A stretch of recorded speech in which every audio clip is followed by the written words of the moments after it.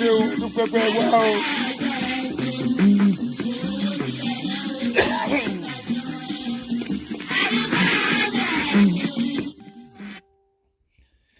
ìyá bàtúlẹ̀ Àlàkẹ́ kọ́lọ́n kó fọ̀rùn kẹ́yìn iwájú tẹ dojúkọ Ọlọ́run jẹ́ kó dáa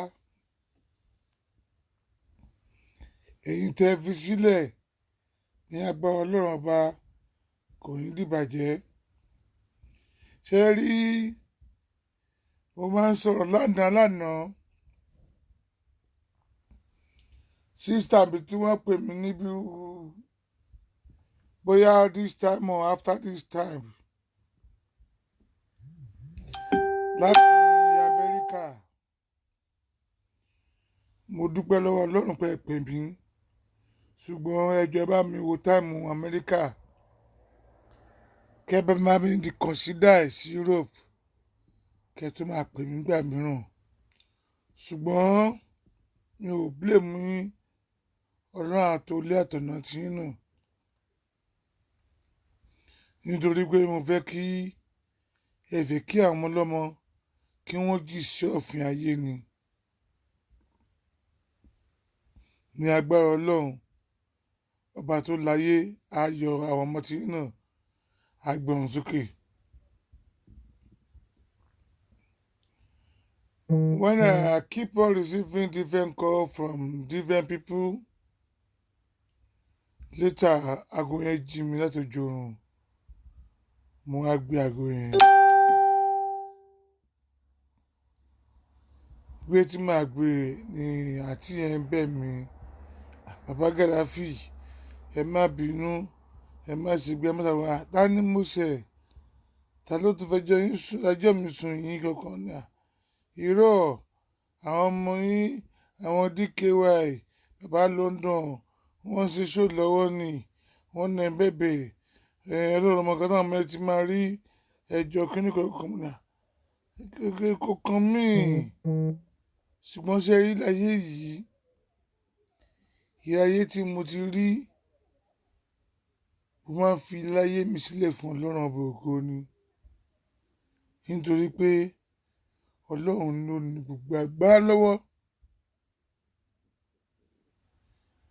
àti abọ́rẹ́ o àti abọ̀rẹ́ o àtàbọ̀rìṣà àtàbọ̀gún àtàbọ̀ṣàngó kò sóhun tó máa ṣe wá ní Elédùmarè òun náà tún ló dàgbò wọn òun nìkan ni òkú òní pọ̀ tó wà.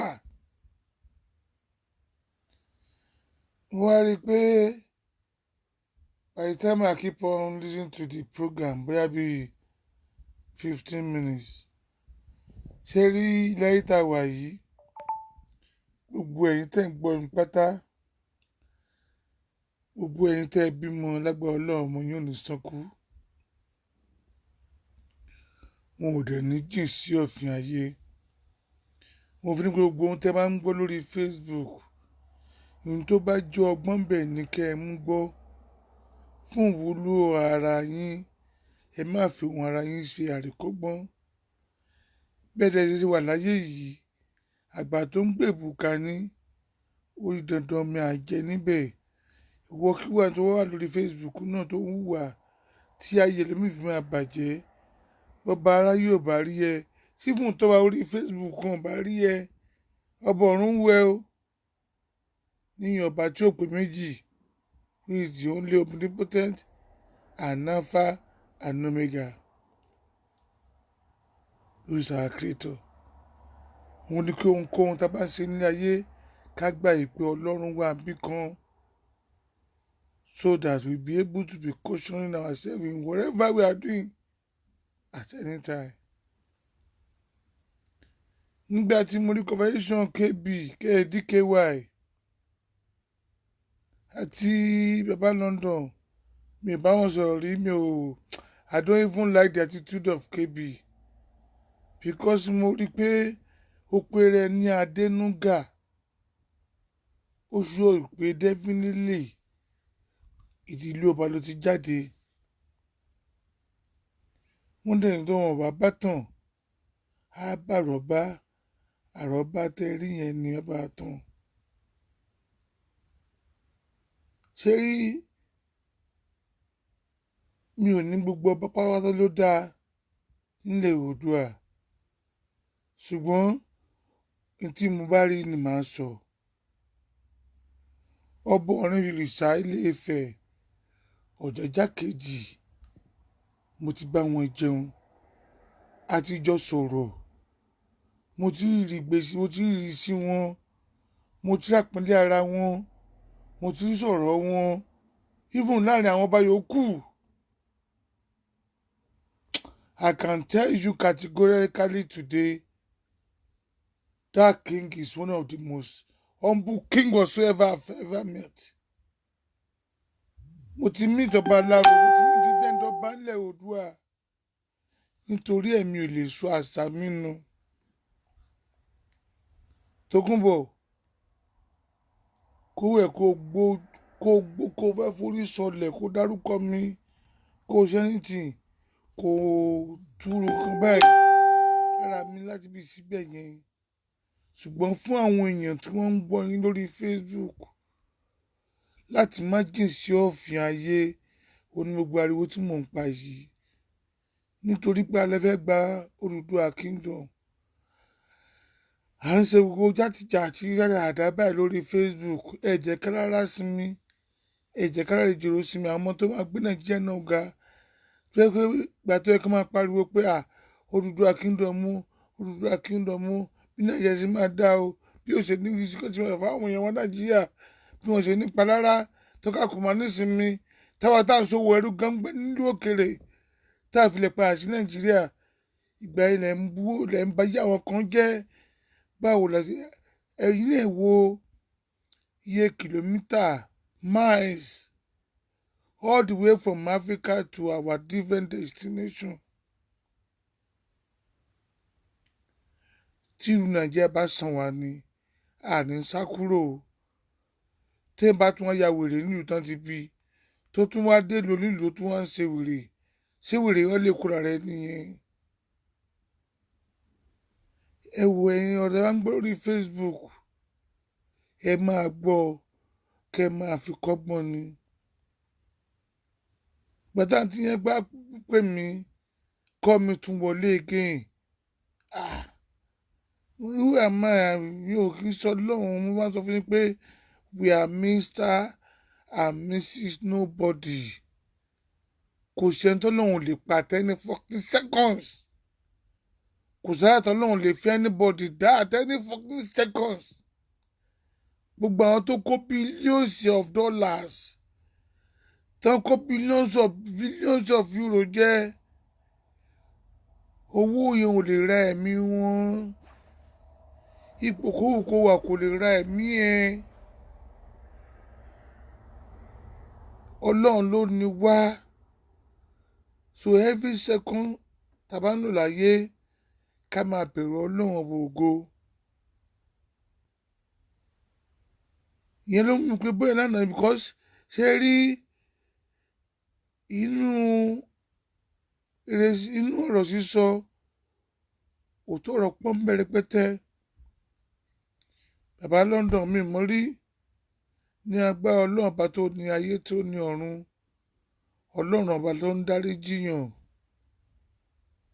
Ó ní ask and it shall be given. Tó sọ nìyẹn.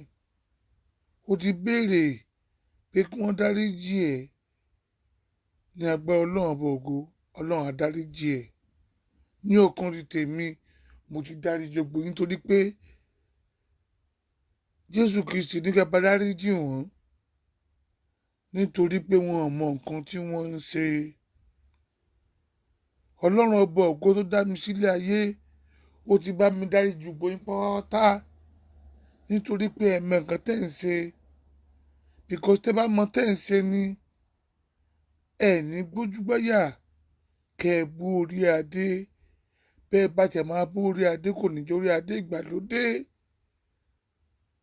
Ọba odidi Ọ̀rúnrìṣà, kábíyèsí o. Kádé ó pẹ́ lórí ọba, kí bàtà ó pẹ́ lẹ́sẹ̀, kí rùkẹ̀rẹ̀ ó dọ̀kínú mọ́ ọba lọ́wọ́. Ní agbára Ọlọ́run, ẹ̀ tún gbayì, ẹ̀ lókìkí, ní dáadáa jù báyìí lọ. Ìyẹn ni mò ń sọ fáwọn ọmọ yẹn lánàá tó yẹ kí n pè pé wọ́n lọ́mọ kékeré ẹnu lẹ́bọ̀ àgbàlagbà ẹnu lẹ́bọ̀ kẹ́nu má pa wà ẹnu lẹ́bọ̀ ẹnu ti pa wọ́n kan. ìtẹnubàjẹ́ ti pa ẹnu yẹn máa pa wọ́n for life ni. ẹ ń bá ti gbẹ ẹja tó bá ti gbẹ kò ṣeé ká àwọn kan ò ṣeé ká mọ́ ṣùgbọ́n ẹni tó lọ́ọ́ bá ti gbà wà lọ́wọ́ ẹ̀ ẹ wò mí ọlọ́run bá ń bínú sí ni o. mo dé wà ọmọ yẹn èmi náà bí ọmọ ẹ ń bá bí ọmọ ẹ wò mí kó bẹ̀rù kó máa lọ àtẹnifọ́kẹta.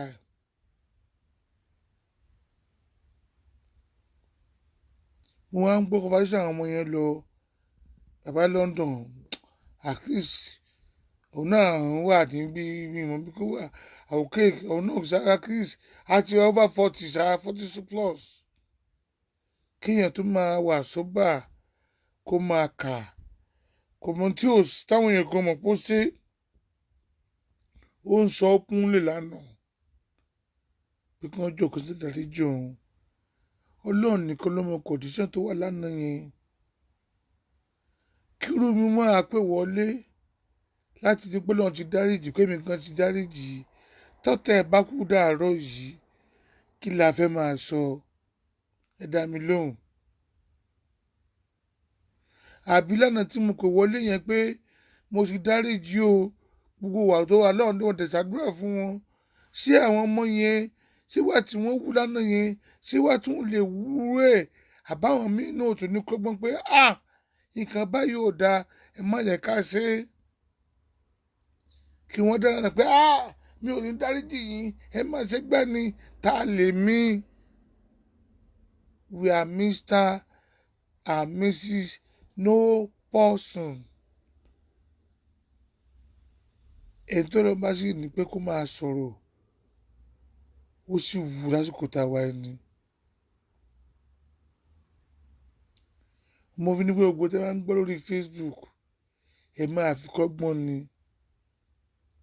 Tókunbọ̀ Àṣàbí nígbà tí mo jẹ́ ordinary man tí mi tọkùnrin tẹ́ pé agbára lásán ni mo gbójúlé òótọ́ ló ní kí n láwọ́ tí mo fomi lò ó. mo dẹ̀ rí changes ní ayé mi láti gbà yẹn. bẹ́ẹ̀ ni wọ́n ní ẹni tí Ṣàngó bá tọ́jú ẹ̀ wọlẹ̀ kò ní sígbà kan bá wọn bú ọba kò so. mo fẹ́ pé orí Facebook yìí náà ni mo ti pàdé àwọn tó ń jẹ́ àwọn ayé èèyàn tó ń jẹ́ èèyàn. ó ṣe sọ fáwọn ọmọ tó ń tẹ̀ lẹ́yìn táwọn ọ̀nà ẹgbẹ́ wípé á bọ̀ ẹ̀ lára àwọn bàbá tí wọ́n tẹ̀lé mi.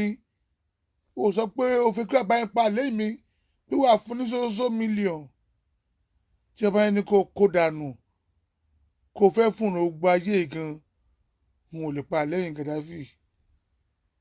mi ò bá yẹn rí náà tú ọ̀rọ̀ orí Facebook náà mo ṣe mọ gbogbo wọn tàdé ti fojú kanra báyìí tó dẹ̀ níbi tí mi tẹ̀sí gbogbo àbá yẹn lọ́tún lọ́sì ni wọn gbolẹ̀ Oòduà tó níbi tí mi àti gbogbo wọn jọ ti sí kì í ṣerú ẹ mọ́. tẹ́ bá nígbà náà pa ẹnìkan kì í pa àwo. ó dùn pé mi ò ṣe live video fún ẹ orí bẹ́ẹ̀dì mi funfun gbáláwù ni bí ẹ̀gbìn ìwú èmi Àjàní Ọ̀gìn paramọ́ ẹ̀ tó kọ̀rọ̀wọ̀ sí àkàkà tí a gbá ọmọ ìyá àlá tó ń rajà tí béèrè ni kì í ṣerú ẹ̀ músẹ̀.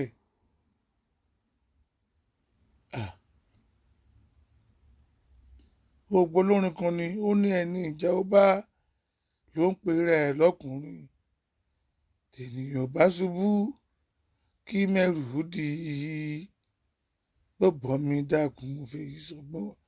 gbogbo àtọ́bìnrin gan àti ìyá àtọmọ kékeré àgbààgbà tó wà lórí Facebook tó ń gbọ́ mí sìn ẹ fi kọ́gbọ́n ní kì í ṣe kékeré máa rẹ́rìn pé ayé lágbájá kan bàjẹ́ kò sáyé ẹnìkan kan tó bàjẹ́. I'm the most happiest man on earth. Mo ní fọkànbalẹ̀, mo ní happiness, inú mi dùn, kò sí ayé mi ò bàjẹ́, kò sí ìgbà mo fẹ́ sùn tí mi ò sùn, kò sí ìgbà tí mo fẹ́ dìde tí mi ò fi dé. Mi ò sórí burúkú àkiri àgbáyé. Àwọn tí mo dẹ̀ bá tó dẹ̀ rí èèyàn ni wọ́n. Ẹ̀yin náà wò ó sìn. Ṣíṣe tá à ń ṣe ń lo òyìnbó yìí ká níbẹ̀ àlàṣẹ ń ṣiṣẹ́ Nàìjíríà láti wá. Ṣé Nàìjíríà ò ní dáa ni? Nàìjíríà láti wá is a good country ṣùgbọ́n lọ́wọ́n ò fún aláwọn dídà gidi. Gbogbo eléyìí lè ká mójútó táwọn kan ṣe wérewère bóyá ewé tán dẹ̀ mu tán mu gangan ó ti ń yí wọn lórí ni. Torí no show àwọn ọmọ ọlọ́mọ tán sọ̀rọ̀ lánàá mi ò bú èbú àwọn wèrè tó ń tẹ̀lé ẹ tán pípa gẹ́lì làwọn kí wọ́n ṣe àwọn ẹ̀ lọ́nà tó wọn láti bí bá China lè lóde tí wọn ní àbí kíní kò sí tó ti lè wá tó máa purọ́ fún àgbáyé. Mo fi ní pé ọ̀rọ̀ pé mo láwọ́ yẹn mo fi omi lò ó. Ọlọ́run ọba tẹ́rẹ̀ káyé nìkan lẹ́lẹ́rìí mi àti ọmọ mi last born yẹn tó fẹ́ di 22 sí i. But that lady was soldier under 4 years. Tí n bá payẹ́ láti gbà yẹn ta ló fẹ́ jẹ́lẹ́rìí mi dì sí i? Wá ní àgàràfí payẹ́ ni. But I thank God Almighty that I'm able to control my temper, even to control myself. Mi ò ní gorí ẹ̀ mọ́dì ìsìn tó bá sọ tó fún mi lò. Olúfàjà láàrin mi àti ẹ̀ náà sọ fún àgbáyé ṣáájọ ọjà kó tó lọ Nàìjíríà ni. Ṣé mi àti ẹjọ́ ọjà ni? Àbòdé lórí fọ́mọ, àbòdé lẹ̀ lọ́dọ̀mọ ni. I know how much I gave you. Ṣé mi dísàfù ọkùnrin tó yẹ kó máa fi wọ́lẹ̀ kó tẹ gbà sórí Facebook kó máa fi yílẹ̀ lẹ́nu ẹ̀ ẹni tí gbẹ́ fi bu òrìṣà ó máa fi lọlẹ̀ kán ni o. Tí ayé bá ń jí ayé táwọn èèyàn lè sì jẹ́ èèyàn.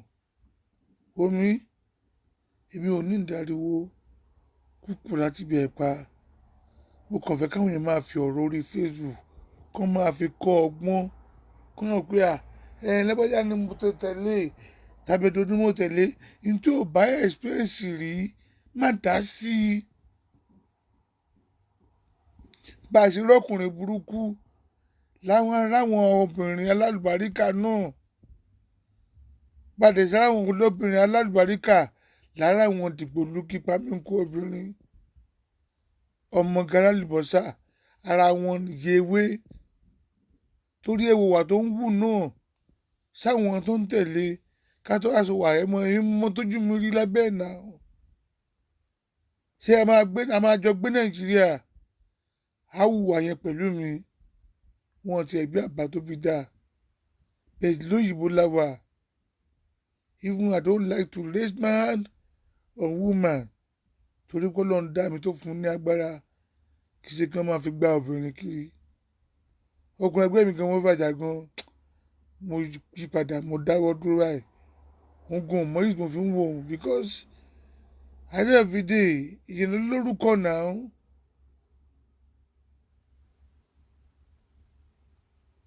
Ìyàwó mi aṣẹ́wó ni ìwọ gan ọkọ aṣẹ́wó. You are the person that brought me to this Facebook. Bẹ́yẹ bá bàjẹ́ ṣé mi ò bá yé ẹ jẹ́ ni? Àbí ọ̀rọ̀ tí ń sọ̀rọ̀ sọlé owó tàbí kẹ́yìn náà kan tàbí kan tó ti gbowó fún mi tájọ kọ́ tájọ sáìn tájọ sẹ́fìtì ń bẹ̀ tábà ní mo bá yé ẹ jẹ́ mi ò kì í sọkùnrin bẹ́ẹ̀. Ṣùgbọ́n mi mẹ́nu kúrò rọ̀ mi má bàa yé àwọn èèyàn jẹ mọ́. Do positivity to people's life. Èyí tó ń báyé jẹ́ kó fẹ́ báyé wọn jẹ́ kó fẹ́ gbowó lọ wọn yẹn stop it. Gbogbo tó ń ṣẹnu Dublin náà rèé tí mò ń jẹ́ fáwọn èèyàn pé kí ló dé àwọn ìjọba ìlú ò ní wá lára why tó ní ayé àwọn èèyàn lára. Ká ní mi ò dá sí tí wọ́n á dákẹ́ ẹnu mi ni ò ní sọ̀rọ̀ mi lórí Facebook náà. dáìsẹ̀ mi jìmí náà sí ọmọ tó bí fún mi ó kú gbọ́rọ̀ mi mẹ́tẹ́ sọ̀rọ̀ mi nígboro bàbá àgbo olè mi ìsọmọ gbòkìrú ẹ̀ ò lè tú irun píún physically morally even financially. Níbi mo sọ̀rọ̀ dé tí n bá wú kọ́bà ẹ̀ àwọn ìwà fẹ́fọ́ gbé wọ́n ló gbá yìí láwùjọ ìwọ ni ò gbá yìí ní àwùjọ. Ṣínà Peter ní pé ọ̀tá lè fọwọ́ wọ́n lè fọwọ́ àgọ́ sẹ́yìn ni ṣùgbọ́n wọn lè pa káràdà. I give blood ẹ bá tí mo ti fi ní mú tiẹ̀ mọ́ lọ́ọ̀ mọ́ wọ́n jẹ́ kí n ríṣẹ́ torí ẹ̀yìn tó fún lóògùn yẹn lò mi ò jọkùnrin kan gbà yẹn mo kàn lágbára ní physically ni kájà ni mo ti ń sin Ọlọ́run fully bẹ́ẹ̀ 45 mo ń sin Ọlọ́run yẹn kò yẹ kí n máa béèrè pé kí ló fún mi lò náà. Gba mo ń béèrè lọ́wọ́ ọ̀gán ó yẹ lẹ́nu pé bó o ní yẹn ṣe sọ ó ti ẹ̀bẹ̀rù Ọlọ́run mo kì í ṣe mẹ̀kúrú náà over 6.35 foot tí n bá sọ orí bẹ́ẹ̀dì kì í ṣe mi gúrú bẹ́ẹ̀dì lọ kí n pa níjọ́ yẹn kí ló fẹ́ sọ fún ìjọba ìlú yìí. Àbúgùn tí mo ti gbé sínú mi tí mo ti gbé mì pẹ̀lú omi tó bù fún mi tó ní bùsọ̀wọ́ sí so ni mo fẹ́ máa sọ fún wọn ni àbí is there any camera in our house. Ọlọ́run nìkan ló darí ẹ̀ṣẹ̀ jí ẹ ìwọ lọmọ ibi tó kojú bọ̀ tó yẹ mo fẹ́ sọ fáwọn tó tẹ̀lé pé Ọlọ́run ló lè darí ẹ̀ṣẹ̀ jì wọ́n.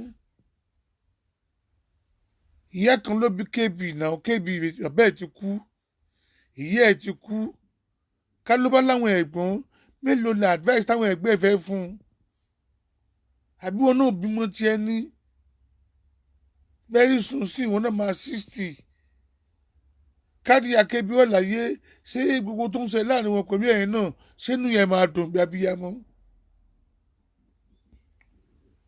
Gbogbo wà tó ń pa ata ṣé mi gan personally ó kàn án tó yẹ kí n sá fún ẹ torí mo ti rí gẹ́gẹ́ bí dìgbòlugi kò mọ́dé wàá bù mí jẹ mo sá fún ẹ pé iṣẹ́ ìdí kí wàá fi ti ẹ̀bù ayé mi jẹ́ ọkọ̀ bù mí jẹ bójú owó tíjọba lé kí n máa fún ẹ ni màá máa san torí ẹ̀ ló sọ powerless láti gbé mi lọ sí kóòtù. O ò ní sọ fáráyé ni stop lying to people. Ṣùgbọ́n ayé ò wù mí ò ráyé wá. Ọmọ wo ṣó ọ̀dọ́mẹ́wàá ìlànà tú pẹ̀lẹ́pẹ̀lẹ́ wọn náà wo èpè tí wọ́n ṣe fún Tinúkẹ́ ọmọ ẹ̀ ọmọ mi lọ́mọ yẹn náà nítorí pé èyí mo tọ́ lákékeré kẹ́tẹ́ pé òfin mi wọn tó òfin láyè tán wọn máa sọ fún gbogbo ẹ̀yin yẹn pé ọmọ lọ́mọ yẹn kálọ́wọ́ yẹn sọmọ gidi ní ẹ̀ ti láwọn àṣìṣe rẹpẹtẹ láàrin community wa ṣùgbọ́n mẹ́ṣe dáa tó kò rí ìyá gidi bí honestly that's just the mistake tó wà ní ayé ọmọ yẹn bó ṣe dáa tó kò rí ìyá gidi bí very humble lady so respectful ojú máa ń tí ọmọ yẹn too nice á jẹ́ pé ìwà bàbá ẹ̀ ló mú ó kàn yẹ kó kàn gba rẹ̀ jáde ni torí fún ọmọ yẹn náà ti di gbólógbó bíi tiẹ̀ lórí Facebook mo máa ń sọ fún yín pé ẹ jọ̀ọ́ ẹ jẹ́ ká máa ṣe rọra hùwà àdúrà tèmi gbà fún KB àti Babalọ́nà á mọ́ wọn nítorí pé mo fẹ́ jèrè àwọn ọmọ tèmi náà bí tètè kọ bí mi mo fẹ́ jèrè ẹ̀ ìmọ̀lẹ́ fẹ́ jèrè àwọn tó bí kó o dára sáwọn àwọn ọlọ́mọ ẹ wò mí ẹ jẹ́ a ṣọ́ra ṣe orí Facebook èyí náà ìwé pè ibi tẹ́ ti ń ṣépè ìjẹ́ méjì tó ń gbọ́ mo fi sọ pé tó bá wúwo èpè ó lẹ́ máa bá nà án nígbà mi ò dẹ̀ wú èpè ẹnìkan kò lè mímí mo fi ní pé even gan I feel more relief nígbà táwọn ọ̀bá àwọn bá mọ́ tí wọ́n bá wọn ojúlùmọ̀ mọ́ because gbà táwọn mi máa ń pè mí láwọn tó jẹ́ bí ẹbí àwọn yẹn tàbí àwọn tó súnmọ́ àwọn yẹn wọ́n wọ́n disturb gbà mí pé kí ló tẹ̀ gbọ́n mo ṣe pàdé wé ẹranko iná ṣé wọ́n fọ́ mi lójú náà báwo ni mo tẹ̀ ti pàdé ẹranko yìí ẹ mọ̀ kẹ́ máa imagine ayé ara yín fúnra yín kẹ́ má tẹ̀ máa fẹ́ àǹṣàtẹ̀yẹ fúnra yín ẹ jọ àtọkùnrin àtobìnrin a lè manage ara wa o mo fi tèmi ṣe sample fún yín if you know you cannot manage relationship don't involve yourself in it àwọn kan wà ẹranko ni wọ́n animal ayé àtọ̀run wọ́n kàn dáṣu yàn bóra ni tí wọ́n bá ti tẹ̀kùdà báyìí bẹ́ẹ̀ náà àbírí kó tó kọ àbá wọn sanbi àbáláyé ẹlòmíràn dánú wọn kó gbójú wo náà ẹkùn mi nílùú ńlá ìbàṣẹ aland ẹ wò ó ọ̀rọ̀ owó àdayọ̀ èyí wẹ́rẹ́ tí mo wí ìjọba lè mú lúnà bẹ̀ kẹ́ ẹ mú lò ẹni tó bá ti fún níyàwó tiẹ̀ nú lé ẹ wò mí kó jókòó tìyàwó ẹ o ẹ mọ́ lọ́ba lè ti fún ọkọ ẹ kó jókòó ti ọkọ ẹ kò sí wèrè ló pọ̀ jù ń ta ṣe ti gbọ́ torí tó wà jẹ́ bẹ́ẹ̀ ni bẹ́ẹ̀mi náà pera mi ní aláàjì pásítọ̀ olúwo wínà ṣàpù màá tún láwọn èèyàn kan tẹ̀lé mi kọ́lọ̀ ń jẹ́ kí a mọ̀ tẹ́ni tìka ni ọ̀rọ̀ wa dayọ̀ ilé ayé wa rojú ọ̀nà wa ráyè ẹ bá mi pàtílà rẹ̀ ká tó lọ sùn ẹ̀ sí gan.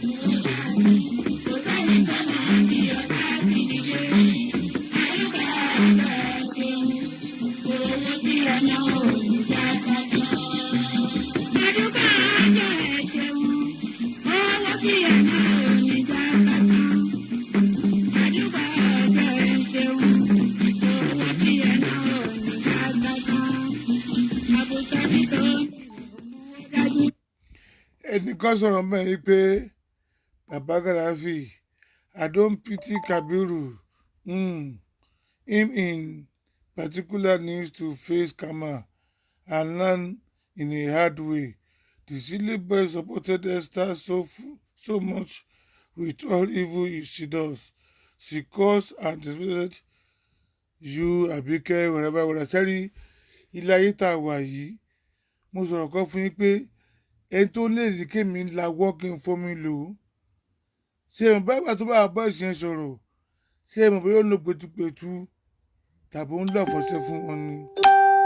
mo fi ní pé tẹ́lẹ̀ṣẹ̀ bá ti ní ẹjọ́ má bínú ẹ̀ lè mú kó tó ṣọ̀tẹ̀ ní ẹ wà.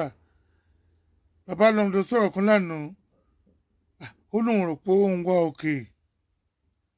For a man of your own integrity láti máa pé excuse àmì o òun rò pé òun wá alright kídíkẹ́ ìwà náà tún sọ pé àwọn wá òkè àwọn tó ń wo ṣó ẹ̀ sọ pé and it is true he is not alright.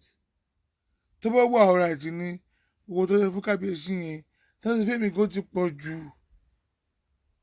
kò dùgbà tí wàá tó mọ̀ bẹ́ẹ̀ tẹ́ fi sí ọlọ́run kẹ́ ẹ tó hàn pé ẹ̀ ní ayé ẹ̀wọ̀n rárá ọlọ́run adáríjì wọn o ẹ wò mí wọn náà bá dáríjì wọn nítorí wọn ọmọ tó ń ṣe ọlọ́run adáríjì ẹ kálukú wọn ṣe ti gbọ́ jẹ́ ká máa gbọ́ lọ ẹ wò ayé ìbíntín ni ayé ò le ẹ mọ̀ jẹ́ ká mú un lè múra wá ṣe ti gbọ́ ayé yìí ò le rárá ẹ tó dẹ̀ mú simple olùdókòwò kò rọrùn fún ṣe ti gbọ́ ẹ jọ.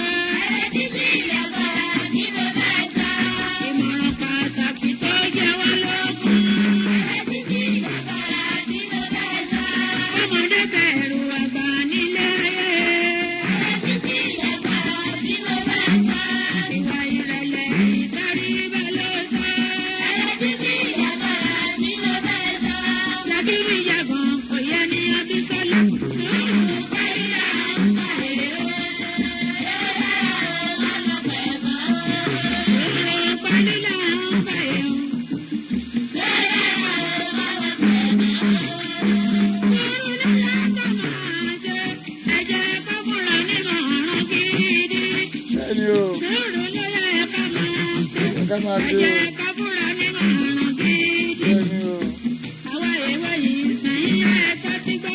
tẹ́tí.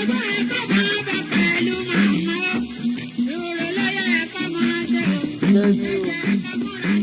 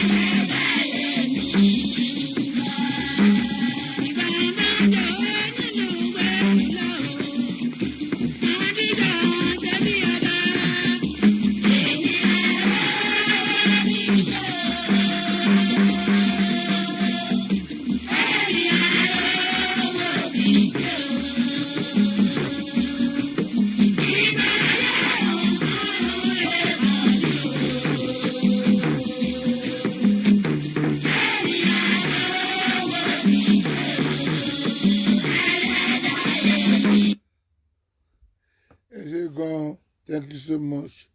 Gbogbo ẹ̀yin tẹ́ jọ́ mi fún búkàmù yìí, ọ̀rọ̀ yẹn á dayọ̀, thank you. Ẹ ṣé o, ó dúpẹ́, ó dárọ̀ ní bàbá ẹ̀ kásùn rè o, ó rọ ayọ̀ pátá gbọ́ máa sùn.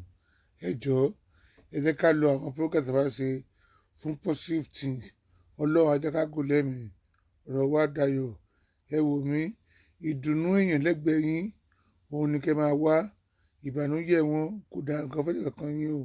Ṣẹ́gbọ́ àkérò kò délé o, ọ̀rọ̀ wa dayọ̀ o, ó dàárọ̀ o, bye bye.